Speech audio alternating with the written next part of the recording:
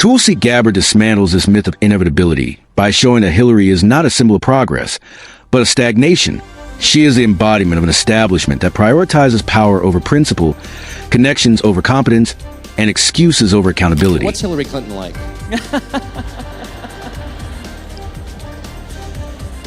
You're